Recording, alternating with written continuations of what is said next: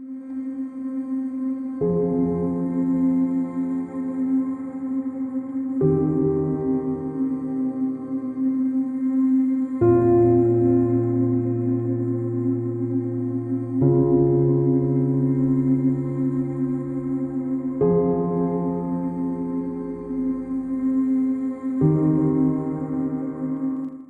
باللہ من الشیطان الرجیم بسم اللہ الرحمن الرحیم اللہم صلی علی سیدنا و مولانا محمد وعلی آل سیدنا و مولانا محمد وبارک وسلم۔ جلد ششم، حکایت نمبر 88۔ شہزادے کا قصہ، اس کی شاہ کے دربار سے وابستگی۔ شہزادہ شاہ کے سامنے آیا تو حیران تھا۔ جو اشکالات شہزادے کے ذہن میں آتے تھے وہ زبان سے تو بیان نہ کرتا تھا، لیکن شاہ اور اس کا روحی مکالمہ ہوتا تھا۔ اس کے ذہن میں یہ سوال پیدا ہوا، جبکہ سب فضائل اور خواص روح کے ہیں تو جسم کے ساتھ اس کا تعلق کیوں کیا گیا ہے؟ روح کامل کو صورت سے اس لیے وابستہ کیا گیا ہے کہ صورت اختیار کر کے تیرے اندر وہ فیض پہنچائے کہ تو صورت سے بیزار ہو جائے۔ اس کا یہ فیض روح مجرد سے تو حاصل نہ کر سکتا تھا، تو گویا اس کی مثال یہ ہوئی کہ ایک خفتہ یعنی صورت نے تجھے خفتہ کو بیدار کر دیا کہ تو صورت سے بیزار ہو جا، اور تو ہو گیا۔ اس روح سے جب کہ وہ صورت میں ہے کلام صادر ہوتا ہے جو تجھے اس کلام سے باز رکھتا ہے جو مقصود سے مانے ہو۔ جسمانی بیماریوں کو اللہ تعالیٰ گناہوں کی بیماریوں کی دوا بنا دیتا ہے۔ یا روح کامل کے جسم میں جب عشق کی بیماری طاری ہو جاتی ہے تو اس کے آثار کو دیکھ کر لوگ اپنی اصلاح کرتے ہیں۔ ہم نے عشق کو بیماری کہا ہے، لیکن یہ ایسی بیماری ہے جو صحت کی جان ہے، اور اس کی تکالیف راحتوں کے لیے باعث حسرت ہیں جو صحت سے مقصود ہوتی ہیں۔ اے جسم، اب اس جان کا پیچھا چھوڑ دے۔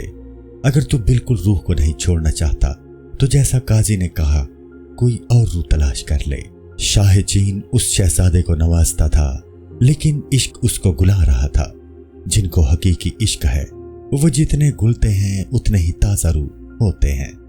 دوسرے بیمار دوا تلاش کرتے ہیں، مریض عشق عشق کے بڑھنے کی تمنا کرتا ہے۔ عشق اگرچہ زہر ہے لیکن اس کی مٹھاس سب سے بڑی ہوئی ہے۔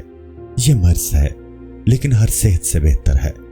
عشق میں سالہ بمنزل ایک ساتھ کے ہیں۔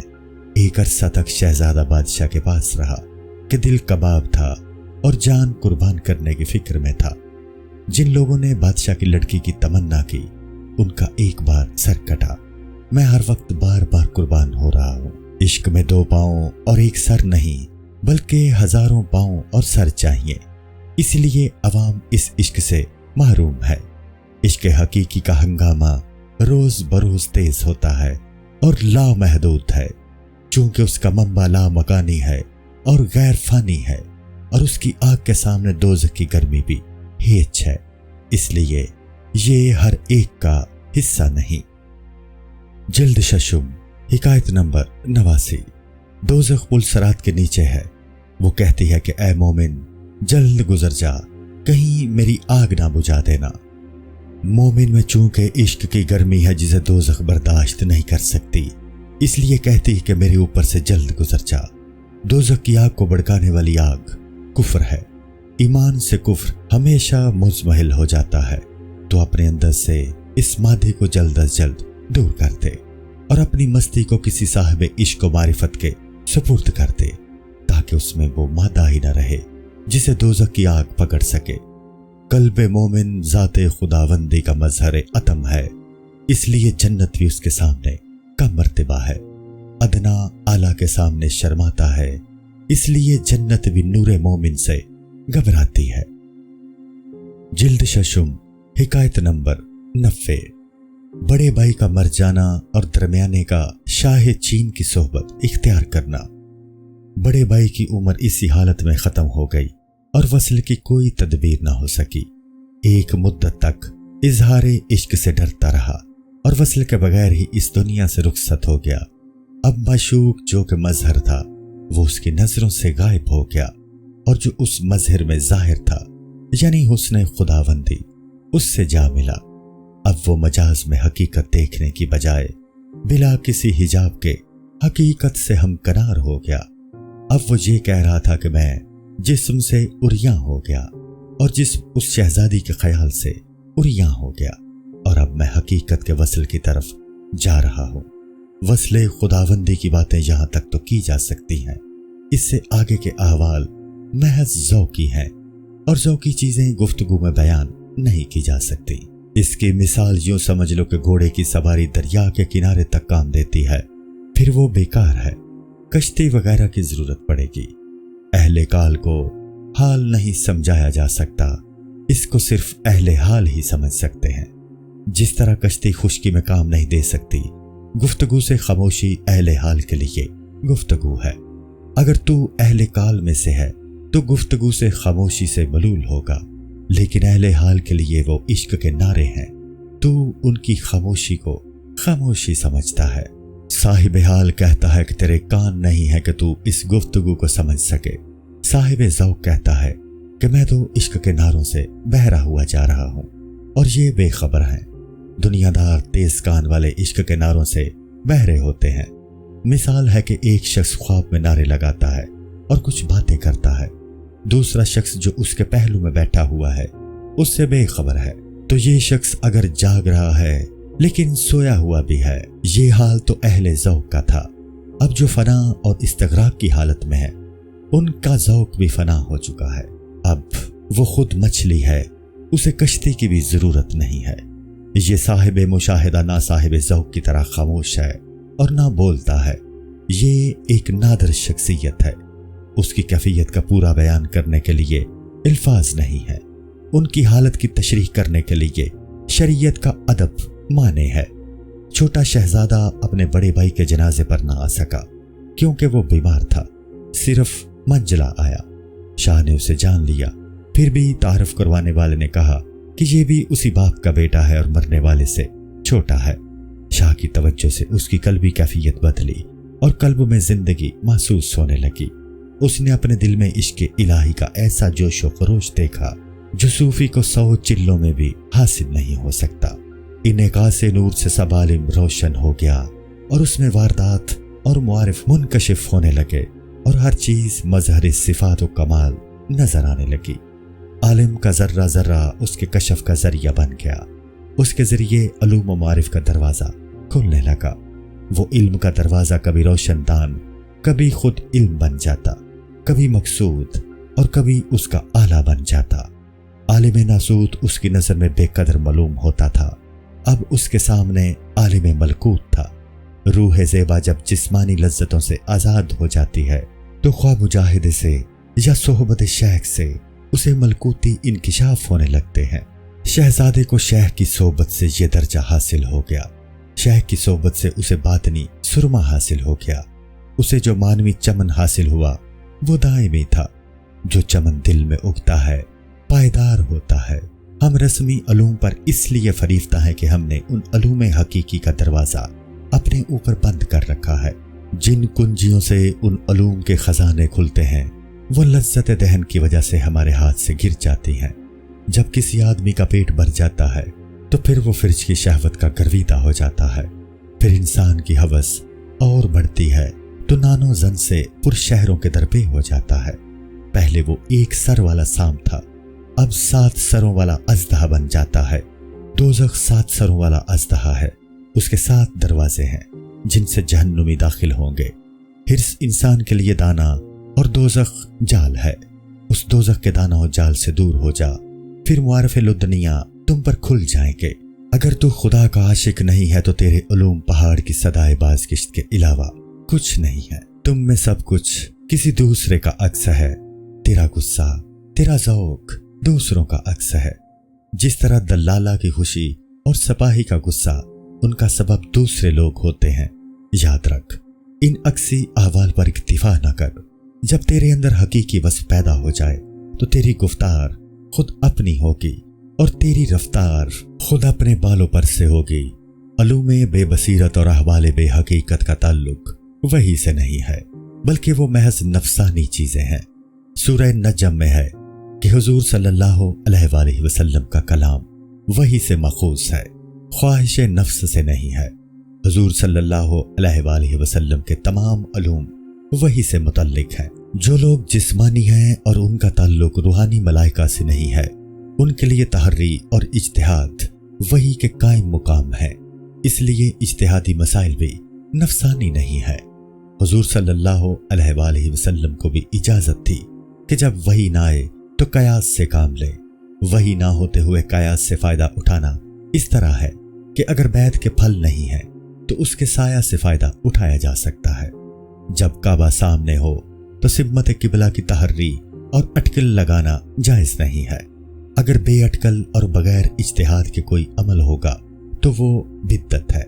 بغیر اجتہاد کے کام جبکہ ہوائے نفس ہے تو یہ ہوائے نفس اس کو اسی طرح برباد کر دے گی جس طرح انصری ہوا نے قوم عاد کو برباد کر دیا تھا۔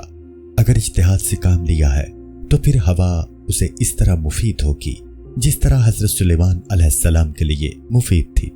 قوم عاد میں تکبر کی ہوا بری ہوئی تھی جو تباہی کا سبب بنی، اور وہ ابتدا اس کو دیکھ کر خوش ہوئے پھر اس سے تباہ ہوئے۔ انسان کو تکبر کی ہوا سے بچنا چاہیے ورنہ وہ ہلاک کر دے گی۔ وہی شخص جو تمہاری دستبوسی کرتا ہے، غصہ کے وقت اس کا ہاتھ گرز بن جاتا ہے۔ سانس کے ساتھ ہوا کس عمدگی کے ساتھ حلق میں آتی جاتی ہے، لیکن جس وقت خدا چاہتا ہے وہ دانت میں گھس کر تڑپا دیتی ہے۔ جب انسان درد سے بےتاب ہو جاتا ہے تو رب سے وہ ہوا نکالنے کی درخواست کرتا ہے۔ جب یہ سب چیزیں اللہ کے حکم کے تابع ہیں تو اس کی طرف رجوع کرنا چاہیے۔ درد کا یہ فائدہ ہوتا ہے کہ رب یاد آ جاتا ہے اور سخت دلوں کو رلا دیتا ہے۔ مردہ نے خدا کی نصیحت کو تو قبول نہیں کیا، اب درد کی وجہ سے ہی اسے یاد کر لے۔ ہوا دلالت حال سے کہتی ہے کہ میں خدا کی قاصد ہوں، کبھی بشارت دیتی ہوں، کبھی ڈراتی ہوں۔ میں انسان کی طرح اپنے رب سے غافل نہیں ہوں، میں حکم کی پابند ہوں، حاکم نہیں بنتی۔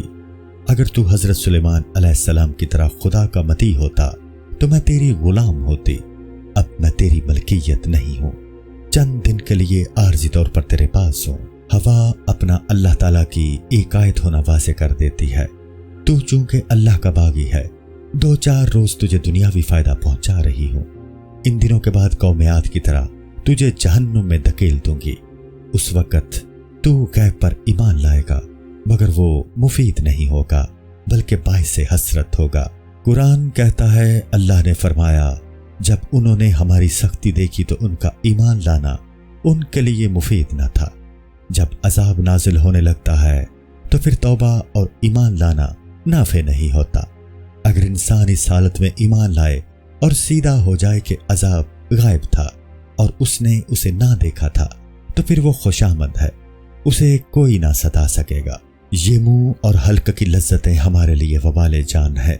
دنیا میں ہم جو کچھ کھاتے ہیں خاک ہی کے اجزاء ہیں، صرف ان پر رنگ چڑھے ہوئے ہیں۔ دنیا کی جس قدر مرغوبات ہیں دراصل وہ رنگین اور نقشین خاک ہیں۔ پہلے اس مٹی پر پھل اور غذا کا رنگ تھا، جب وہ جزو بدن بنی اس پر گوشت پوست کا رنگ آ گیا تو یہ گوشت پوست خاک ہی تو بنتا ہے۔ جسم جو خود خاک ہے اس کی نشوونما خاک ہی کے ذریعے ہو رہی ہے۔ مرنے کے بعد خاک ہو جائے گا۔ انسان خواہ کہیں کا ہو چاہے کوئی ہو، قبر میں سب یکساں مٹی بن جاتے ہیں۔ سب کا یہ انجام عبرت کے لیے ہے کہ باقی رہنے والا صرف اللہ کا ہی رنگ ہے جو اعمال صالحہ سے چڑھتا ہے۔ گھنٹا جو جانور کے گلے میں بندھا ہوتا ہے وہ جانور کا جزو نہیں ہوتا، محض ایک عارضی چیز ہوتی ہے، جیسے روح کے گلے میں جسم کا گھنٹا۔ نیک اعمال کا رنگ دائمی اور باقی ہے، اسی طرح بد اعمال کا رنگ بھی دائمی ہے۔ فرعون کا جسم فنا ہو گیا لیکن اس کی سیاہ روئی باقی ہے۔ جو سچے ہیں ان کے جسم تو فنا ہو جائیں گے لیکن ان کے اعمال قیامت تک قائم رہیں گے۔ برائی اور بلائی جسم کی نہیں ہے بلکہ اعمال کی ہے جو قائم دائم ہے۔ جسم کا رنگ و روپ بے معنی ہے، اس کا لالچ بچوں کا سا لالچ ہے۔ بچے آٹے کے بنے ہوئے شیر و شتر پر فریفتہ ہو جاتے ہیں، ان سے کہو کہ یہ اور روٹی ایک ہی چیز ہے تو تسلیم نہیں کرتے۔ ہم نے بھی بچوں کی طرح دامن میں مٹی بھر رکھی ہے، اصل سودے اور دکان سے غافل ہیں۔ بچے کی یہ نادانی اتنی مضر نہیں ہے کیونکہ وہ نادان ہے۔ قابل افسوس تو یہ نابالغ پیر ہیں کہ دولت جمع کرنے کے درپے ہیں۔ بچوں کی سوچ سے نقصان نہیں ہوتا، لیکن ان بوڑھوں کی جہالت تو آفت جان ہے۔ جب جہالت اور ہتھیار جمع ہو جاتے ہیں تو انسان فرعون بن جاتا ہے۔ مفلس کو شکر ادا کرنا چاہیے کہ اللہ نے اسے گمراہی کے اسباب سے محفوظ فرمایا۔ خدائی کا دعویٰ ہمیشہ پیٹ بھرا کرتا ہے، بھوکا نہیں کرتا۔ اگر پیٹ خالی ہو تو شیطان اس میں قید ہو جاتا ہے۔ جب پیٹ لذیذ غذاؤں سے پر ہو تو شیطان کا بازار ہے، جہاں مکر و فریب کی چیزیں فروخت ہوتی ہیں۔ شیطان تاجروں کی ہمہ ہمی سے انسان کی عقل خراب ہو جاتی ہے اور وہ فریب میں آ جاتا ہے۔ اللہ کی ذات پاک ہے اور کسی قبیح چیز کو پیدا کرنا کبھی نہیں ہے۔ ہم بچوں کی طرح اس رنگین خاک پر لٹتے ہیں۔ دنیا دار لوگ بچہ صفت ہے، ان کو بزرگوں سے اختلاف نہیں کرنا چاہیے۔ جو عقل کے اعتبار سے بچہ ہے، اگرچہ اس کی داڑھی اور بال سفید ہوں، وہ بچہ ہی ہے، اس کی حرکتیں طفلانہ ہوں گی۔ انسان کو چاہیے کہ شریعت کا پابند ہو جائے اور اپنے اعمال کو ہیچ سمجھ کر ڈرے اور اللہ سے رحمت کی امید رکھے۔ بچوں کا عمل یہ ہوتا ہے کہ ترک عمل کر کے رحمت کی امید رکھتے ہیں۔ یہ دراصل غرور ہے اور دھوکہ ہے، اور اگر کوئی اپنے عمل کو ہیچ سمجھ کر عمل ترک کر دے اور پھر کہے کہ اللہ کریم ہے اور بے عمل پر بھی فضل کر دیتا ہے، تو یہ خوف نہیں ہے بلکہ بزدلی ہے اور طفلانہ حرکت ہے۔ کوئی یہ سمجھے کہ میرے عمل کی وقت کیا ہے اور کوشش ہی کو چھوڑ دے اور کہے اللہ نے فرمایا ہے کہ مایوس نہ ہو، اس لیے وہ مجھ پر کرم کر ہی دے گا، وہ بچہ ہے۔ بھائی، حقیقت عمل یہ ہے کہ عمل کے ہوتے ہوئے عمل کو ہیچ سمجھے اور خدا کی رحمت پر بھروسہ کرے۔ یہی اہل محبت کا راستہ ہے۔ یعنی ہم نے ہاتھ پیر مارے ہیں لیکن ہمارا عمل ہیچ ہے۔ عشق و محبت کے جام پی رہے ہیں لیکن وہ جام قابل اعتبار نہیں ہے۔ وہاں ہر چیز روحانی درکار ہے جس میں کوئی شائبہ، ریا یا شرک کا نہ ہو۔ غرض کے اعمال ضروری ہیں اور ان کی تاثیر رحمت اور جذب حق پر موقوف ہے۔ اعمال کا خلاصہ سلوک ہے اور رحمت کا نتیجہ جذب حق ہے۔ ہمارے اعمال جسمی سایہ کی طرح ہیں اور ان کے معنی یعنی نیت یا روحانی احکام سورج کی طرح ہے۔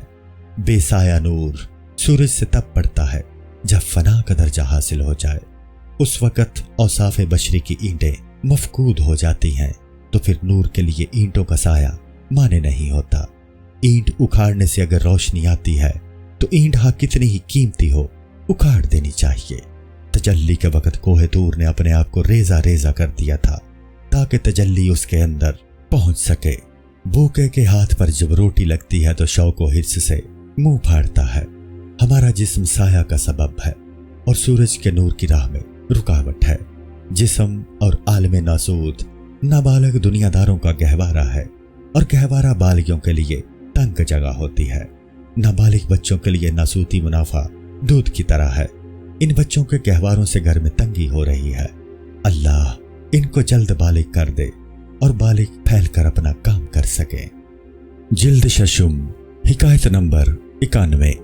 شہزادے میں سرکشی کا پیدا ہونا اور شاہ کا اس پر کرم۔ اس شہزادے کے شاہ کے فیوز و برکات سے اپنے کمال کا شبہ ہو گیا اور خیال کرنے لگا کہ اب مجھے شاہ کی خدمت میں مزید تابعداری کی کیا ضرورت ہے۔ اس وسوسے اور خیال کا یہ نتیجہ ہوا کہ اس سے سب برکات چھن گئیں۔ شہزادہ چونکہ شاہ کی مجلس میں رہ کر روحانی غذا حاصل کر رہا تھا، اس کی روح کو ایک مقررہ خوراک روزانہ شاہ سے حاصل ہوتی تھی۔ وہ غذا ملائکہ کی غذا ہوتی ہے، دنیا داروں کی نہیں۔ شہزادے نے اپنے اندر ایک بے نیازی دیکھی جس نے بڑھ کر سرکشی کی کیفیت پیدا کر دی۔ اس نے سمجھا کہ میں اب با کمال ہوں، کسی اور کے ہاتھ میں اپنی باغ ڈور کیوں دوں؟ جب میرا قلب خود منور ہو گیا ہے تو دوسرے نور کا کیوں تابع رہوں؟ جب مجھ میں باطنی امراض نہیں رہے تو شیخ کے پاس کیوں جاؤں؟ جب یہ بات پیدا ہوئی تو لاکھوں بکواس بکنے لگا۔ اس کے اس خیال سے شاہ کا دل دکھا۔ اس نے کہا، اے بدتمیز، میری عطا کی یہ سزا دے رہے ہو؟ میں نے تیری بغل میں ایک چاند رکھ دیا جو قیامت تک غروب نہ ہو۔ اس نور کی بخشش کے بدلے میں تو نے خاک پھینکی شاہ کو اس بات پر غیرت آئی کہ اس قدر احسان کے باوجود یہ شہزادہ سرکشی کر رہا ہے۔ یاد رکھو، جو شخص راہ طریقت میں تکبر کرتا ہے وہ حقیقت سے خالی ہو جاتا ہے۔ یہ وہ تباہی ہے کہ دشمن کو بھی نصیب نہ ہو۔ شراب کو حرام اس لیے کیا گیا کہ اس کو پی کر انسان خود بین بن جاتا ہے۔ عداوت کا سبب عموماً خود بینی ہے۔ جو شخص اپنی خودی کے ہوتے ہوئے انانیت کی شراب پیتا ہے تو خود بین اور مردود ہو جاتا ہے۔ جو شخص میت حق کے ساتھ انانیت کی شراب پیے وہ حلال ہے، جیسا کہ اہل اللہ میت حق کے ساتھ شراب پینے والا یہ کہتا ہے کہ میں جب آنکھ کھولتا ہوں تو اللہ کی تجلیات نظر آتی ہیں، اس کے بعد میں بالکل فانی ہوتا ہوں، میری انانیت بالکل محو ہو جاتی ہے۔ اگر تو یہ مقام حاصل کرنا چاہتا ہے تو اپنے دل و جان کی قید سے آزاد ہو جا، اپنا سب کچھ محبوب کے سپرد کر دے، تب مشاہدہ ہوگا۔ اپنے نفس سے مغلوب نہ ہو اور لذتوں سے اسے محروم کر دے۔ خود بینی کی مستی جس چیز سے بھی پیدا ہو، خواہ وہ حلال ہو یا حرام، اس کو ترک کر دے۔ ہر چیز سے کچھ نہ کچھ مستی پیدا ہوتی ہے۔ دیکھو، حضرت آدم علیہ السلام کی مستی گیہوں سے پیدا ہوئی اور اسی نے ان کو ناواقف بنا دیا اور دھوکہ کھا گئے۔ یہ کھانے کے بعد حضرت آدم علیہ السلام کا لباس ان سے جدا ہو گیا اور وہ جنت سے محروم ہو گئے۔ اب شہزادے کو محسوس ہوا کہ خود بینی کی شراب نے اسے مریض بنا دیا ہے۔ ماں و من کے زہر نے اپنا کام کر دیا۔ وہ اپنی حالت پر رویا کہ اے نفس، تو نے مجھے بڑا دھوکہ دیا، گیہوں کے لالچ میں جال میں پھنسا دیا۔ اب اس بیڑی کی وجہ سے اپنے مالک تک سفر نہیں کر سکوں گا۔ یہ نوحہ کر رہا تھا کہ میں نے بادشاہ کی مخالفت کا کیوں خیال کیا۔ اس نے توبہ کی اور درد میں مبتلا ہوا۔ جو ایمان کی وحشت سے پیدا ہوتا ہے، مصیبت میں پھنسا ہوا انسان بہتر ہے کہ اسے مالک یاد رہے، اس امن سے جو اسے بے فکر اور سرکش بنا دے۔ جلد ششم، حکایت نمبر 92۔ اللہ تعالیٰ کا اسرائیل علیہ السلام سے خطاب کہ اسے کسی کی روح قبض کرتے وقت رحم آیا۔ اللہ نے اسرائیل علیہ السلام سے پوچھا، سب سے زیادہ تجھے کس کی جان لینے میں رحم آیا؟ اس نے کہا، اس وقت جب ایک بچہ اور اس کی ماں کی سمندر کی ایک لہر نے خشکی پر ڈال دیا تو میں خوش تھا کہ یہ دونوں اب بچ گئے، لیکن آپ کا حکم ہوا کہ بچے کی ماں کی روح قبض کر لو۔ میں نے بچے کو ماں سے محروم کیا تو آپ کو علم ہے کہ مجھ پر یہ کام کس قدر بھاری تھا۔ میرے دل میں درد کی انتہا نہ تھی اور اس کا غم دل سے جدا نہ ہوتا تھا۔ اللہ تعالیٰ نے فرمایا، پھر میں نے موج کو حکم دیا کہ اس بچے کو ایک ایسی جھاڑی میں پھینک دے جو پھولوں سے بری ہوئی ہو، اس میں سایہ دار درخت ہوں جن پر لذیذ پھل لگے ہوں، وہاں میٹھے پانی کے چشمے ہوں۔ اس طرح میں نے اس بچے کو 100 نازوں سے پالا۔ اس جھاڑی میں پرندے جو خوش آواز تھے بچے کا دل بہلانے کے لیے اپنی بولیاں بولتے۔ سیوتی کے پتوں سے میں نے اس کا بستر تیار کر دیا۔ سورج سے کہہ دیا کہ اسے تکلیف نہ پہنچے، اس کے لیے ہر چیز کو اعتدال میں رہنے کا حکم دے دیا۔ السلام علیکم۔ پوری کتاب دیکھنے کے لیے ہمارے یوٹیوب چینل صوفی سما کی پلے لسٹ میں جائیں۔ یہاں آپ کو مختلف بزرگوں کی کتابیں ملیں گی اور جو کتاب پوری نہ ہوئی اس پر کام تیزی سے ہو رہا ہے اور ریگولر بیسس پر اپلوڈ ہوتی رہتی ہیں۔ آپ سے گزارش ہے کہ آپ ہمارے یوٹیوب چینل کو سبسکرائب کر لیں اور بیل نوٹیفیکیشن پر کلک کر لیں تاکہ ہماری آنے والی کتابیں آپ کو ملتی رہیں۔ جزاک اللہ خیر۔